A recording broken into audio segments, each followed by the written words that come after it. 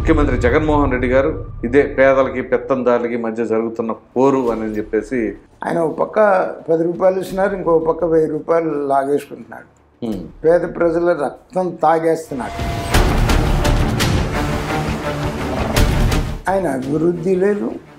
ఆయన మాత్రం భారతదేశంలోనే అత్యంత ధనికవంతుడు అయిపోయినాడు. ఏదో డాక్యుమెంట్స్ ఒరిజినల్స్ వాళ్ళ దగ్గర ఉండకుండా ప్రభుత్వం దగ్గర ఉంటాయంట.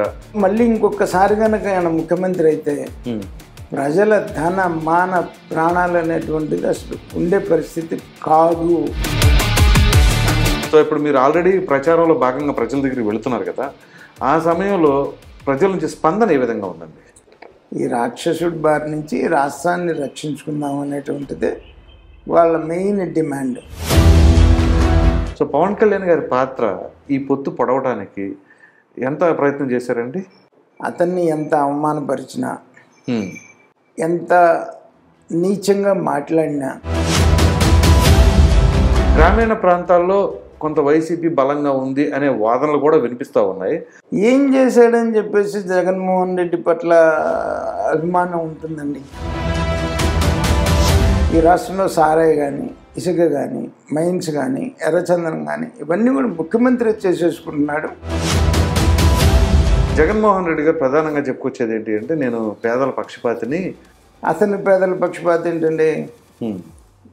దోపిడీదారుల పక్షపాతి. పేరేమో పేదలది, దోపిడీ ఏమో ఎమ్మెల్యేది, ముఖ్యమంత్రిది. అయితే ఆ స్థలం కొనుగోలులో చాలా వరకు కూడా కుంభకోణాలు జరిగినాయి అని చెప్పేసి అంటూ ఉన్నారు. స్కీమ్ పెట్టడమే ఉద్దేశమే కుంభకోణం కోసం. అంబటి రాంబాబు గారు, ఆయన భారీ నీటిపారుదల శాఖ మంత్రి. సో ఏంటి సార్, ఆ పేరు చెప్పగా నవ్వుతున్నారు ఏంటండి? భారీ నీటిపారుదల శాఖ మంత్రి తప్ప కదా, పొలానికి తడి కూడా ఇవ్వలేని మంత్రి. రైతులు ఇక్కడ నీటి కోసం నీటి ఎద్దడి వచ్చి ధర్నాలు చేస్తుంటే పోలీస్ కేసులు పెట్టాడు తప్ప. తెలుగుదేశం పార్టీ హయాంలో నిర్మించిన సచివాలయాన్ని 370 కోట్ల రూపాయలు తాకట్టు పెట్టారు. శ్మశానాన్ని తాకట్టు పెట్టి డబ్బులు తెచ్చుకుంటే ఇంకా మళ్ళీ ఏమంటాం? రాజశేఖర రెడ్డి గారికి జగన్మోహన్ రెడ్డి గారికి మధ్య ఉన్న వ్యత్యాసం ఏంటో చెప్పగలరా? జగన్మోహన్ రెడ్డిని అసలు రాజశేఖర రెడ్డితో ఏ రకంగా కూడా కంపేర్ చేయడానికి లేదు. హాయ్ వ్యూవర్స్, నమస్తే, వెల్కమ్ టు ఆదాన్. నేను మీ ప్రసాద్. ఆంధ్రప్రదేశ్లో ఎన్నికల సమయం రోజు రోజుకి దగ్గర పడుతూ ఉంది. ఈ తరుణంలో ఆయా పార్టీలు వాళ్ళ యొక్క వ్యూహాలు రచిస్తూ ఉన్నారు. సో ఈ సందర్భంలో నేను ఒక నియోజకవర్గానికి వచ్చాను. రాజకీయాల్లో, ఆంధ్రప్రదేశ్ రాజకీయాల్లోనే one of the senior most నాయకులైనటువంటి మాజీ మంత్రి గారు, సత్తెనపల్లి టీడీపీ అభ్యర్థిగా ఉండబోతున్న మన కన్నా లక్ష్మీనారాయణ గారు. సార్ నమస్కారం. నమస్కారం సార్, బాగున్నారా? బాగున్నాను ప్రసాద్ గారు, చెప్పండి. సార్, ఎలా ఉంది మీ తెలుగుదేశం పార్టీలో మీ ప్రయాణం? చాలా కంఫర్టబుల్గా ఉందండి. ఓకే, చాలా కంఫర్టబుల్గా ఉంది సార్. ముఖ్యంగా ప్రస్తుత ప్రభుత్వం, ముఖ్యమంత్రి జగన్మోహన్ రెడ్డి గారు సంక్షేమ పథకాలు ఇదే పేదలకి పెత్తందారులకి మధ్య జరుగుతున్న పోరు అని చెప్పేసి ఆయన ప్రజల్లోకి వెళుతూ ఉన్నారు. మరి మీ నినాదం ఏంటి? ఆయన ఏం సంక్షేమ కార్యక్రమాలు చేశాడండి? అమ్మఒడి అని, చేయూత అని, వాహన మిత్ర అని. ఏమైంది దానివల్ల? ఇప్పుడు ప్రజలు జీవన ప్రమాణాలు ఏ రకంగా పెరిగినాయి? తాను సంక్షేమ కార్యక్రమాలు ఎలా ఉందంటే, నేను ఆయన ముఖ్యమంత్రి అయిన 4 నెలల్లోనే చెప్పా, చాక్లెట్ ఇచ్చి నెక్లెస్ ఎత్తుకెళ్ళినటువంటి సామెతగా ఉంది ఇది అనేటువంటి మాట.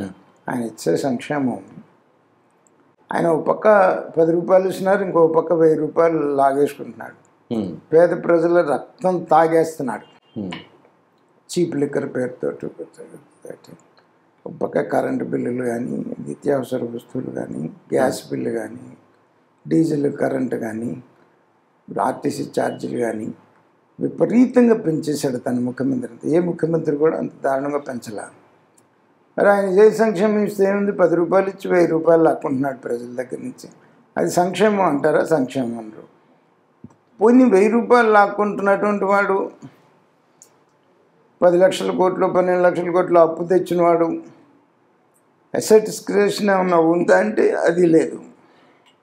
సంపద సృష్టి ఏది లేదు. రాజధాని నిర్మాణం జరగలేదు.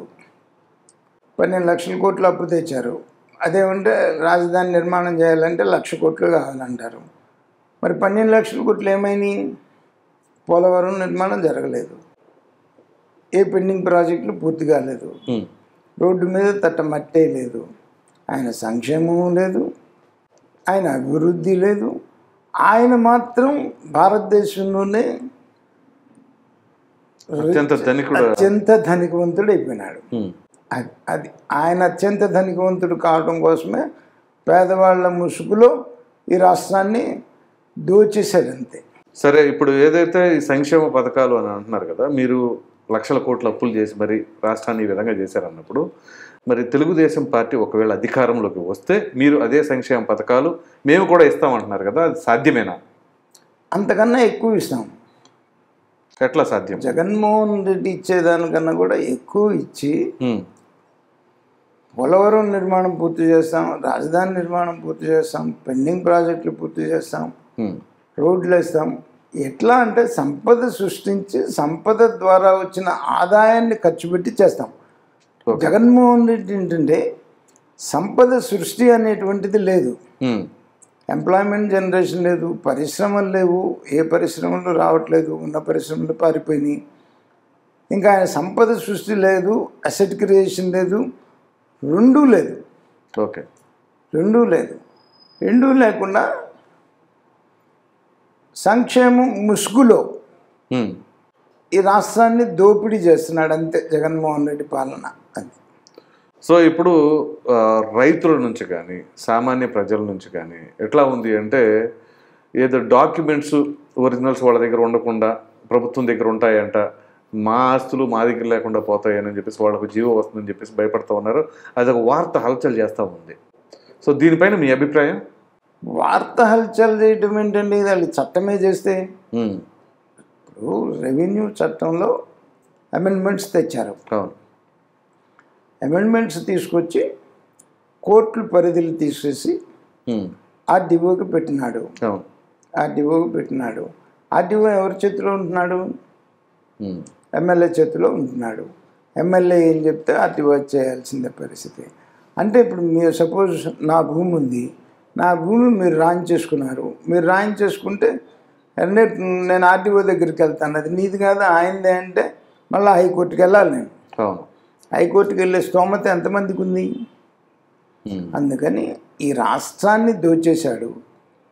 విశాఖపట్నం రాజధాని పేరుతో విశాఖపట్నం మొత్తం దోచేశాడు. ఇక రాష్ట్రం మీద పడ్డాడు మొత్తం దోచేసుకోవటానికి. అంతే తప్ప మళ్ళీ ఇంకొకసారి కనుక ఆయన ముఖ్యమంత్రి అయితే ప్రజల ధన మాన ప్రాణాలు అనేటువంటిది అసలు ఉండే పరిస్థితి కాదు.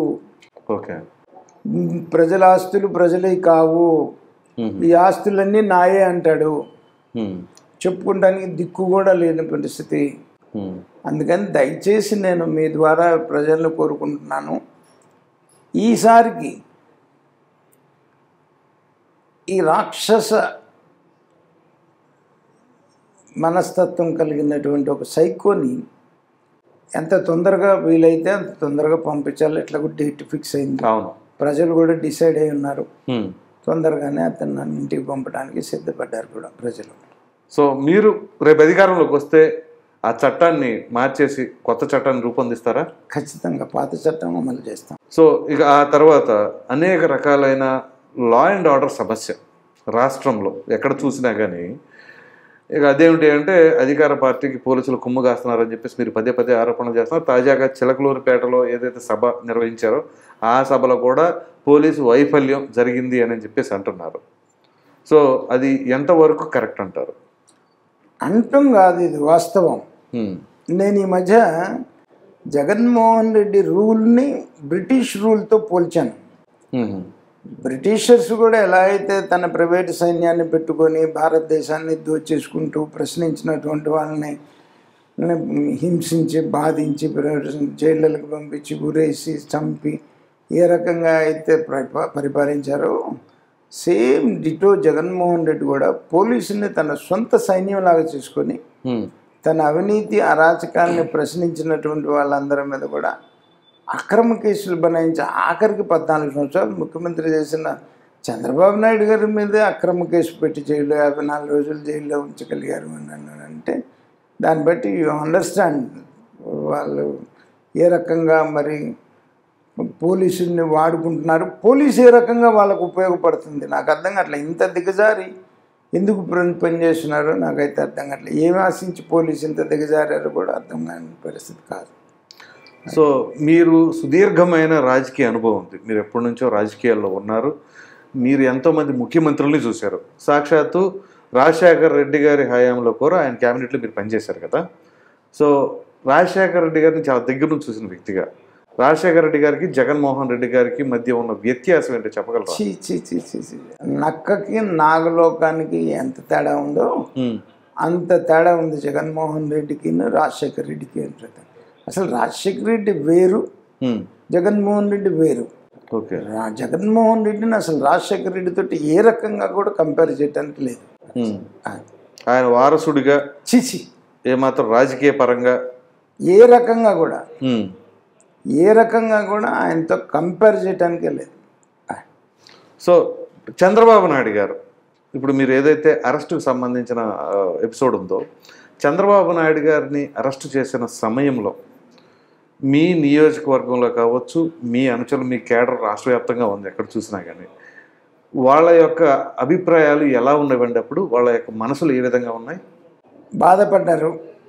అంత పెద్ద ఆయన్ని తీసుకెళ్ళి అన్యాయంగా అక్రమంగా జైల్లో పెట్టారు అనేటువంటి దాని మీద మరీ ముఖ్యంగా మహిళలు బాగా తిరగబడ్డారు పరిస్థితి వచ్చేటప్పటికి. సో ఇక ఆ రోజునే డిసైడ్ చేసుకున్నారు ప్రజలు, వీడు ఉండతగినటువంటి వాడు కాదు అనేటువంటిది పరిస్థితి.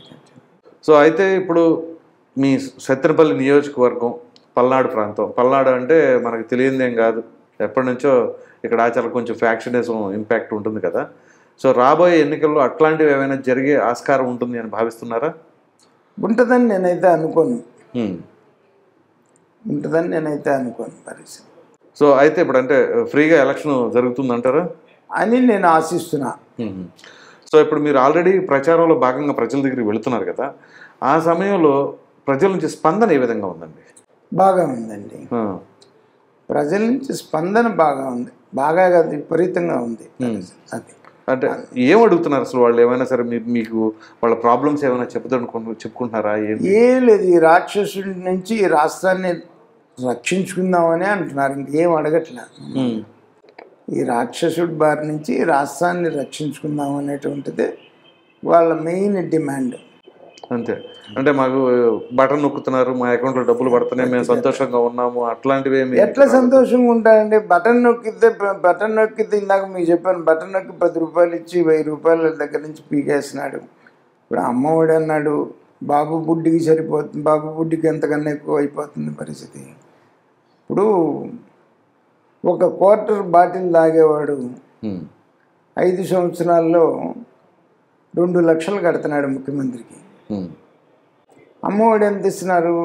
15,000 ఇస్తున్నారు. 13,000 కటింగ్లు పోను 13 వస్తాయి. 13,000 ఇస్తున్నారు. 5 13 ఎంత? 5 10 50, 65,000. ఇంకా 4 కదా వచ్చింది, 5 కూడా రాలేదు కదా. అదే 2 లక్షలు ఒక్క సారాయి మీదనే, సారాయి అంటానే అది మద్యం కూడా అన్నాం, ఒక్క సారాయి మీదనే పేద ప్రజల నుంచి లాగేస్తున్నాడు పరిస్థితి. ఇంకా అది సంక్షేమం ఎక్కడ అవుతుందండి? సో అయితే ఇప్పుడు మీ యువ నేత అయినటువంటి నారా లోకేష్ గారు, ఆయన కనుక మీరు చూసినట్లయితే యువగళం యాత్రకి ముందా తర్వాత ఆయనలో ఏమన్నా డిఫరెన్స్ మీరు గమనించారా? బాగా వచ్చింది, బాగా మెచ్యూరిటీ వచ్చింది, పొలిటికల్ మెచ్యూరిటీ బాగా వచ్చింది. ఓకే, ఒక పరిపూర్ణత చెందినటువంటి నాయకుడు అయినాడు. ఈ రాష్ట్రానికి భవిష్యత్తు నాయకుడుగా రూపుదిద్దుకుంటున్నారు, సందేహం లేదంటారా? రూపుదిద్దుకున్నారా? అంతే. సో ఇప్పుడు ఏదైతే షర్మిల గారు తను కాంగ్రెస్ పార్టీ రాష్ట్ర అధ్యక్షురాలుగా ప్రకటిస్తూ ఉన్నారు, అనేక రకాలుగా తన సొంత సోదరుడిపైనే విమర్శనాస్త్రాలు సంధిస్తూ ఉన్నారు. సో ఈ నేపథ్యంలో ఆ ప్రభావం ఏ మేరకు ఉండబోతుందంటారు రాయలసీమలో జగన్మోహన్ రెడ్డి గారి పైన? అది తెలుగుదేశం పార్టీకి ఏమైనా అనుకూలంగా మారే అవకాశం ఉందా? ఏ రకమైనటువంటి డ్యామేజ్ జరిగినా అది వైసీపీకి జరుగుతుంది షర్మిల గారి ద్వారా ఈ టర్మ్ వరకు కూడా. నెక్స్ట్ టర్మ్ నేను మరి ఎలా ఉండబోతుంది అనేది చెప్పలేను, ఇప్పుడు సందర్భాలు వేరేగా ఉండవచ్చు. తెలియదు. కానీ ఈ టర్మ్ వరకు కూడా జగన్మోహన్ రెడ్డికి లాసే. సో ఇప్పుడు ఏదైతే ప్రభుత్వంలో లోటుపాట్లు జరిగినాయో, అన్యాయాలు, అక్రమాలు లేదా కబ్జాలు ఇట్లాంటివన్నీ జరిగినాయని చెప్పేసి ఒకటి కాదు రెండు కాదు అనేక రకాలైన ఆరోపణలు మీరు మొట్టమొదటి నుంచి చేసుకుంటూనే ఆరోపణలు కాదు, వాస్తవాలేనా? సరే, వాస్తవాలు అయితే రేపు మీరు అధికారంలోకి వచ్చినప్పుడు అవన్నీ కూడా బయట పెట్టి వాటిపైన సివియర్గా యాక్షన్ తీసుకుంటారా? ఖచ్చితంగా ఉంటుంది, లేకుండా ఎందుకు ఉంటుంది. సో అదేవిధంగా మరి ఇప్పుడు వైసీపీలో ఉండి ఆ సమయంలో రేపు మీరు అధికారంలోకి వచ్చిన తర్వాత వాళ్ళు మీ పార్టీలోకి వచ్చారనుకోండి, అప్పుడు మా పార్టీలోకి వచ్చిన ఇష్యూ బేస్డ్ మీద యాక్షన్స్ ఉంటాయి, ఖచ్చితంగా ఉంటాయి. సో వాళ్ళు వచ్చినా సరే అట్లాంటి వాటిలో ఏదైనా ఉంటే ఆ లోటుపాట్లు ఉంటే ఖచ్చితంగా అంటే అటువంటి వాళ్ళు మండలానికి ఒక్కడు ఉన్నాడు, మండలానికి ఒకడు ఉన్నాడు. ఓకే. సో వాడి మీద చర్యలు తీసుకోవాలనే మండల ప్రజలంతా కూడా కోరుకుంటున్నారు. అందుకని దానివల్ల ఇబ్బంది ఏమి ఉండదు పరిస్థితి. సో ఇప్పుడు మీరు రేపు అధికారంలోకి వచ్చారనుకోండి, ఇట్లాంటివి కబ్జాలు కానీ అక్రమాలు కానీ వాటన్నిటికీ మీ పార్టీలో ఎవరైనా ఉందా, వాళ్ళపైన అయినా సరే కొంచెం స్ట్రాంగ్గానే డెసిషన్ తీసుకుంటారా? అంటే ప్రస్తుతానికి మా పార్టీలో వాళ్ళు ఉండే అవకాశం లేదంటారా? లేదు. ఓకే. ఖచ్చితంగా ఎక్కడెక్కడైతే ఎవరెవరికైతే అన్యాయం జరిగిందో వాళ్ళకి న్యాయం చేయడానికి 100% ప్రయత్నం చేస్తాం. సో ప్రస్తుత ప్రభుత్వం ఏదైనా సరే వాళ్ళు ఒక నిర్ణయం తీసుకున్నప్పుడు దానికి వ్యతిరేకంగా ప్రతిపక్షాలుగా మీరు ధర్నాలు చేయొచ్చు, నిరసనలు చేస్తూ ఉంటారు. ఆ చేసిన క్రమంలో చాలామంది పార్టీ నాయకులపైన, అంటే తెలుగుదేశం పార్టీ నాయకులపైన కానీ జనసేన పార్టీ నాయకులపైన కానీ కేసులు పెట్టారు కదా. పెట్టారు. సో అదేవిధంగా మీ పైన ఎన్ని కేసులు నమోదయ్యాయండి? దాని మీద ఐడియా లేదు, నాకు ఎన్ని పెట్టారో కూడా తెలియదు. అన్ని కేసులు ఉన్నాయి మీ మీద? నేను రైట్ టు ఇన్ఫర్మేషన్ యాక్ట్ ప్రకారం అడిగి ఉన్నాను. ఓకే. అది రాలా, ఇంకా వస్తే కానీ తెలియదు ఏం పెట్టారు. అన్ని కేసులు ఉన్నాయి మీ మీద? తెలియదు అన్నా, తెలియకుండా ఏమైనా పెట్టారేమో కూడా తెలియదు నాకు. ఓకే. ఓకే. సో అయితే ఇప్పుడు పవన్ కళ్యాణ్ గారు ఏదైతే తెలుగుదేశం జనసేన కలిసి వెళ్లాల్సిందని మొట్టమొదటి నుంచి కంకణం కట్టుకున్నారు. అఫ్కోర్స్ తాజాగా బీజేపీ కూడా వచ్చి జాయిన్ అయింది అనుకోండి. సో పవన్ కళ్యాణ్ గారి పాత్ర ఈ పొత్తు పొడవడానికి ఎంత ప్రయత్నం చేశారండి? ఖచ్చితంగా ఉంది.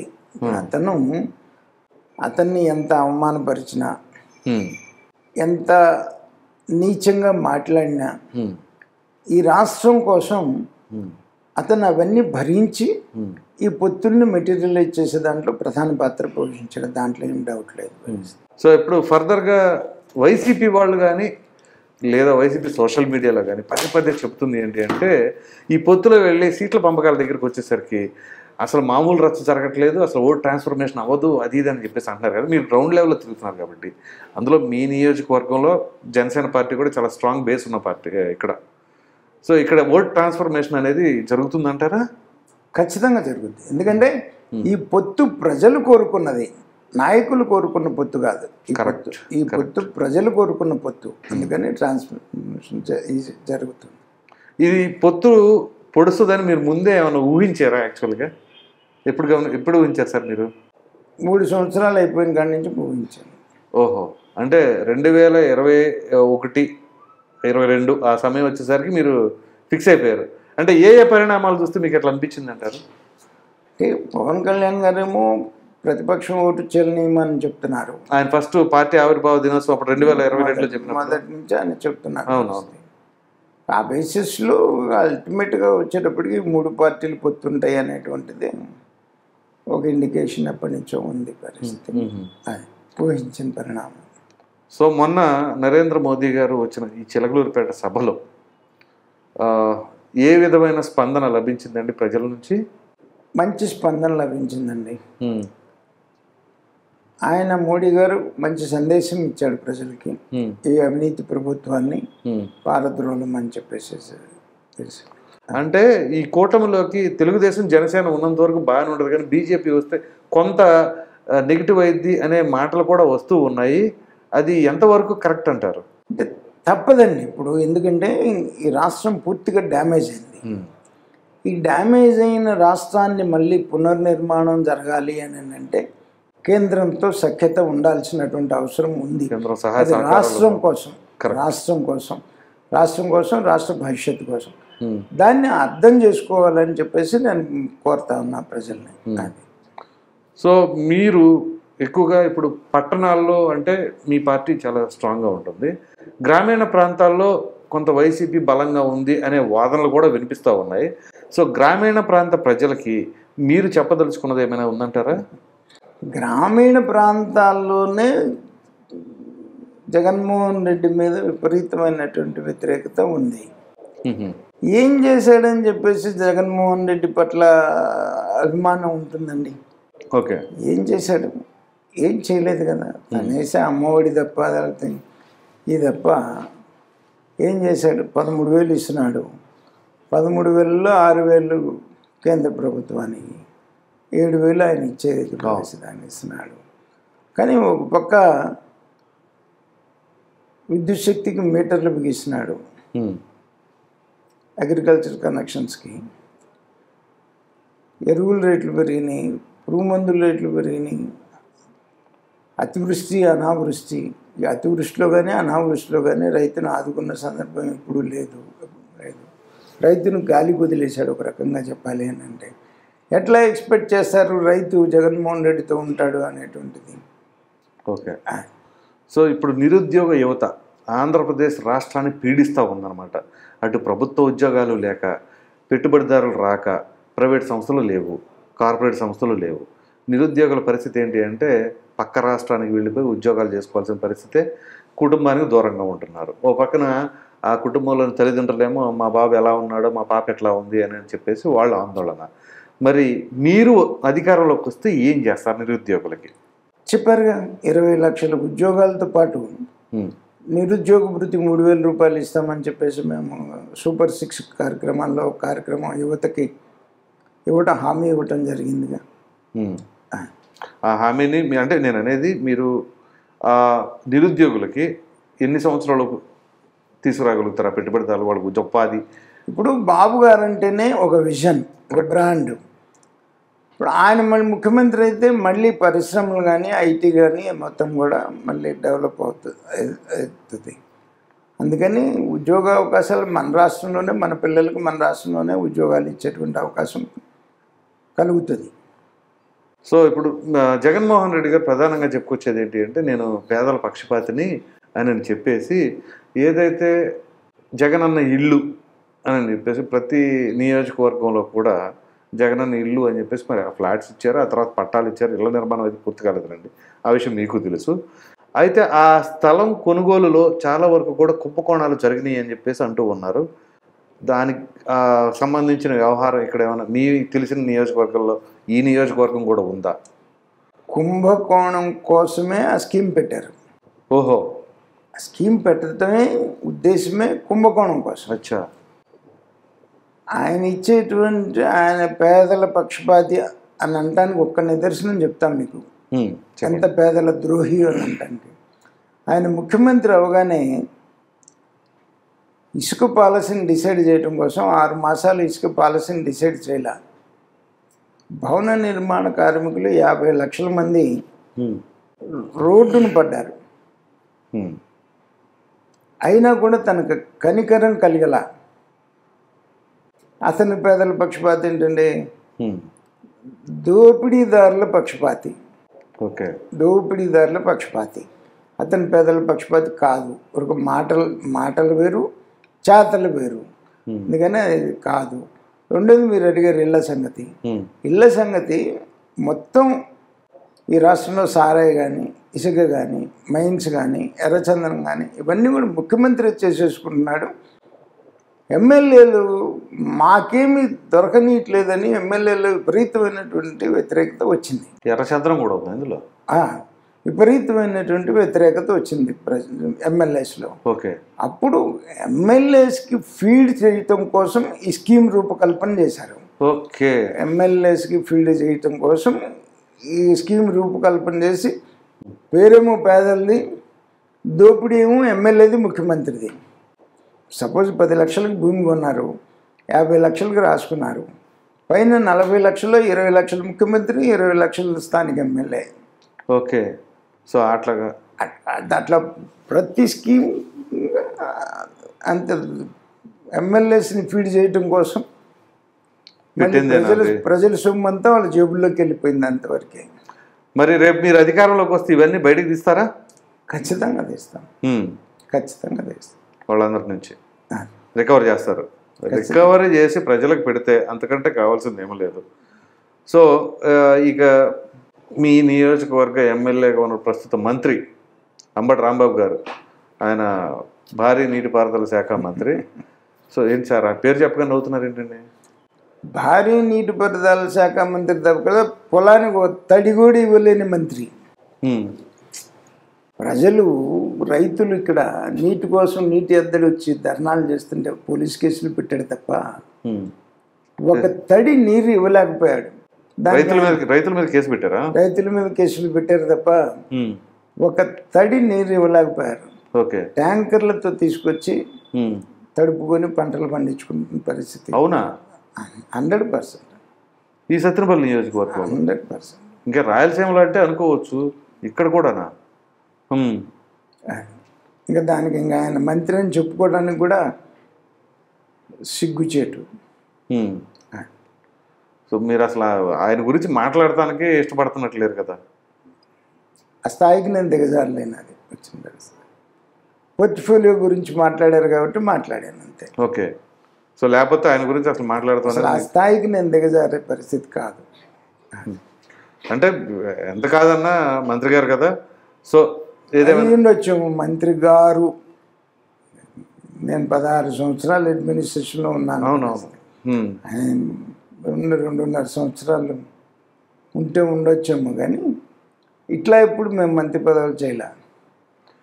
సో అమరావతి రాజధాని ఉంది కదా, ఈ అమరావతి రాజధాని అనేదాన్ని శ్మశానంతో మరో మంత్రివర్యులు బొత్స సత్యనారాయణ గారు పోల్చారు అధికారంలోకి వచ్చిన మూమెంట్లోనే. ఏది వీళ్ళు 3 రాజధానుల ప్రతిపాదన అన్నప్పుడు. మరి అటువంటి అమరావతి రాజధానిలో అసలు ఏముంది శ్మశానం అన్నప్పుడు, చివరికి అక్కడ తెలుగుదేశం పార్టీ హయాంలో నిర్మించిన సచివాలయాన్ని 370 కోట్ల రూపాయలకి తాకట్టు పెట్టారు. దీనిపైన మీరు ఏమంటారు? అది జగన్మోహన్ రెడ్డి పాలన అంటాం. అదొక్కటే నిదర్శనం జగన్మోహన్ రెడ్డి పాలనకి. ఇప్పుడు శ్మశానం మీద పెంకులు ఏరుకుంటారంటారు చూసారా, శ్మశానం ఆ పరిస్థితి కదా. అంతే కదా, శ్మశానం అని శ్మశానాన్ని తాకట్టు పెట్టి డబ్బులు తెచ్చుకుంటే ఇంకా మళ్ళీ ఏమంటాం? ఓకే. శ్మశానం మీద పెంకులు ఎరుకునే పరిస్థితి అనేది కదా. సో అది వాళ్ళన్న పదమే. అదే వాళ్ళన్న పదమే, అన్న పదమే. అసలు ఎంత గొప్ప రాజధాని నిర్మాణం కావాల్సిందండి. వీళ్ళ అవినీతి కోసం, వీళ్ళ స్వార్థం కోసం 3 రాజధానుల పేరుతో విశాఖపట్నాన్ని దోచేశారండి. ఒక దొంగల ముఠ ఎటైతే గ్రామాల మీద పడి దోచుకుంటుందో అట్లా విషయం. నేను ఈ మాట అతను అనౌన్స్ చేసిన ఫస్ట్ మంత్లోనే మోడీ గారు శంకుస్థాపన చేసిన దగ్గర ఒక పూట దీక్ష చేశాను. ఆ రోజే చెప్పాను, నాకేమైనా 3 రాజధాని అంటానికి నాకేం రీజన్ కనపడతలేదు. ఇప్పుడు ఇదంతా ఎవడు డెవలప్ చేస్తాడు, దీనికి అవసరమైంది, నాకే అవసరం ఏంటి? రెడీగా ఉంది విశాఖపట్నం దోచేయటానికి. విశాఖపట్నాన్ని దోచేయటానికి తప్ప ఈయన 3 రాజధానులు అనడానికి నాకు వేరే రీజన్ కనపట్లేదని నేను ఆ రోజు చెప్పాను. అంతకన్నా భిన్నంగా ఏం జరగలేదుగా. మీరు కావాలంటే చూడండి, ఆ రోజు నేను చెప్పిన ప్రెస్ క్లిప్పింగ్ తెచ్చుకొని చూడండి పరిస్థితి అది. సో ఫైనల్గా చెప్పండి, మీరు అధికారంలోకి వచ్చిన తర్వాత రాష్ట్రాన్ని అదేవిధంగా రాజధానిని ఏ మేరకు అభివృద్ధి చెందుతారు చేస్తారు? ఖచ్చితంగా.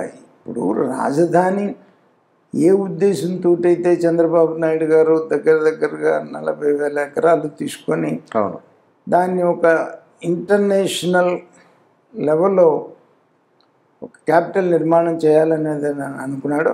ఆ స్థాయిలో క్యాపిటల్ నిర్మాణం ఖచ్చితంగా జరుగుద్ది. ఆ దిశగా వచ్చే 5 సంవత్సరాలు అడుగులేస్తాం. రాజధాని డెవలప్ చేస్తాం, పోలవరం కడతాం, గోదావరి పెన్నా అనుసంధానం పూర్తి చేస్తాం, సంక్షేమ పథకాలు ఇస్తారు. సంక్షేమ పథకాల జగన్మోహన్ రెడ్డి కన్నా కూడా ఎక్కువ ఇస్తాం. నిరుద్యోగ యువతకి ఉపాధి కల్పిస్తారు. ఉపాధి కల్పిస్తాం, నిరుద్యోగ వృత్తి ఇస్తాం. రైట్ అండి, థ్యాంక్ యూ కన్నా గారు. ధన్యవాదాలు.